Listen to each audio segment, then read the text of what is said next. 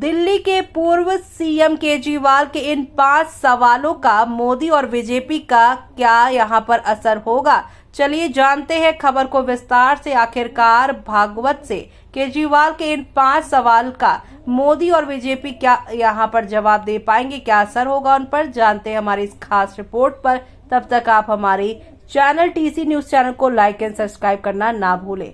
अरविंद केजरीवाल चाहते तो मोहन भागवत से ये सवाल पहले भी पूछ सकते थे, क्योंकि जेपी नड्डा की बातें तो लोकसभा चुनाव साल 2014 के दौरान ही एक इंटरव्यू के जरिए सामने आई थी। लेकिन आम आदमी पार्टी नेता को अब मौका मकूल लगा है। जी हां, आपको बता दें, तब अरविंद केजरीवाल ने यूपी के मुख्यमंत्री योगी आदित्यनाथ को हटाए जाने की आशंका जताई थी। अब प्रधानमंत्री नरेंद्र मोदी को हटाने को लेकर सवाल उठा रहे हैं। दिल्ली के पूर्व मुख्यमंत्री अरविंद केजरीवाल को तब ये बातें यहां पर महत्वपूर्ण नहीं लगी होगी, या हो सकता है कि अभी के लिए पहले ही प्लान कर लिया हो। और राष्ट्रीय स्वयंसेवक संघ प्रमुख मोहन भागवत की हालिया टिप्पणियों ने केजरीवाल का उत्साह बढ़ा दिया है।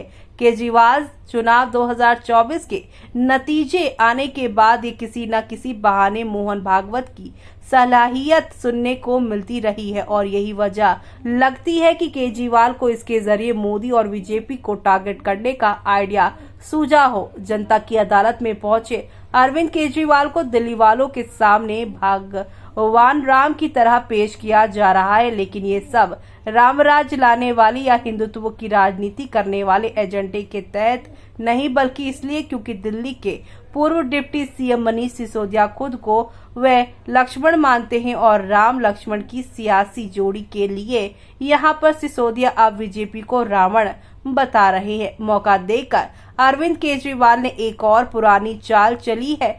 वे लोगों से वो पूछ रहे हैं, क्या वो सोचते हैं कि वो चोर है या फिर उनको जेल भेजने वाले चोर है। दिल्ली विधानसभा चुनाव को अपने लिए अग्नि परीक्षा बताते हुए अरविंद केजरीवाल कहते हैं, अगर लोग सोचते हैं कि वो बेईमान हैं, वो उनको वोट ना दे। साल 2020 के चुनाव में भी अरविंद केजरीवाल ने ऐसे ही बोला था, अगर लोग उनको आतंकवादी मानते हैं तो बीजेपी को वोट दे दे।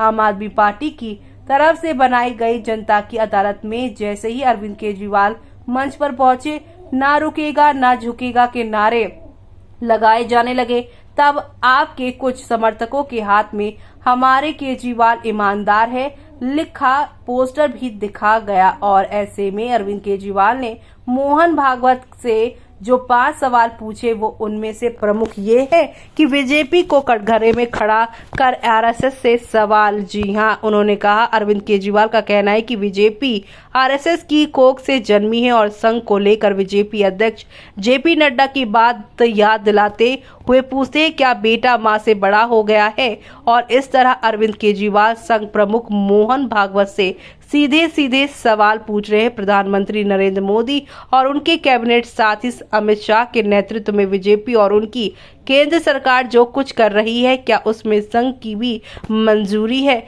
और इसी के साथ यहां अगला सवाल उनका ये था कि मोदी के साथ अडावाणी जैसा व्यवहार क्यों नहीं? जी हां, लोकसभा चुनाव में अरविंद केजरीवाल यूपी के मुख्यमंत्री योगी आदित्यनाथ को हटाए जाने की आशंका जता रहे थे। अब पूछ रहे हैं कि अगर उम्र दराज होने के कारण सबसे सीनियर नेता लाल कृष्ण आडवाणी को हटाया जा सकता है, तो यहाँ 75 साल के होने जा रहे प्रधानमंत्री नरेंद्र मोदी पर यह नियम क्यों नहीं लागू हो सकता? तो वहीं उन्होंने ये भी कहा कि लोकतंत्र के लिए खतरनाक राजनीति। अरविंद केजरीवाल ने राजनीतिक विरोधियों के खिलाफ केंद्रीय जांच एजेंसियों के जरिए खौफ पैदा करने का इल्जाम लगाया। संघ प्रमुख से मोहन भागवत का यहाँ पर सवाल है, क्या ये सब भारतीय लोकतंत्र के लिए खतरनाक नहीं? क्या बीजेपी वॉशिंग मशीन बन गई है? अरविंद केजरीवाल ने मोहन भागवत से भ्रष्टाचार के आरोपी नेताओं को बीजेपी में शामिल किए जाने को लेकर भी यहाँ पर पूछा है। कहते हैं कि जिन नेताओं को मोदी और अमित शाह ने पहले भ्रष्ट कहा, बाद में उन्हीं को बीजेपी में शामिल कर लिया गया। क्या आपने ऐसी बीजेपी की कल्पना की थी? क्या आरएसएस इस तरह की राजनीति से सहमत है? तो वहीं आखिरी सवाल उनका यहाँ पर यह है केजरीवाल के सवालों का कोई असर होगा क्या? अब इन सवालों से जी हां, आपको बता दें, अरविंद केजरीवाल के सवाल उठाने से लोकसभा चुनाव में आम आदमी पार्टी के प्रदर्शन पर तो कोई फर्क नहीं पड़ता था, लेकिन योगी आदित्यनाथ और बीजेपी नेतृत्व के बीच टकराव तो हुआ ही, और इस पर लगाम भी तभी लगी जब संघ का चाबुक चला।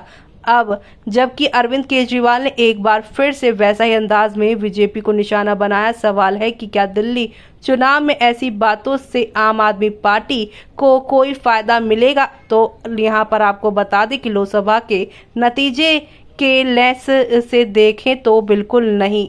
तो क्या अरविंद केजरीवाल के सवालों से बीजेपी और संघ के बीच वैसा टकराव संभव है जैसा बीजेपी नेतृत्व और योगी के बीच कुछ दिनों पहले देखा गया था? संघ के नजरिए से देखें तो ये चीज़ों को तो दो तरीके से लेता है। पहली महत्वपूर्ण बात ये होती है कि किसी भी नेता की राजनीति संघ के हिंदुत्व के एजेंडे से कहां तक मेल खाती है, और दूसरी बात ये कि अगर वह नेता बीजेपी विरोध की भी राजनीति करता है तो क्या बीजेपी की किसी रणनीति से लोगों की भावनाओं पर ऐसा कोई प्रभाव पड़ सकता है जिसका वो नेता बीजेपी के खिलाफ उसका फायदा उठा सकते हैं? हाल ही में मोहन भागवत ने जिस तरीके से जय श्री राम और भारत माता की जय जैसे बीजेपी के नारों को खारिज किया, उसमें भी वही राजनीतिक लाइन महसूस की जा सकती है। ऐसे में आपका क्या कहना है इस पर? हमें कमेंट बॉक्स में कमेंट करके बताना ना भूलें।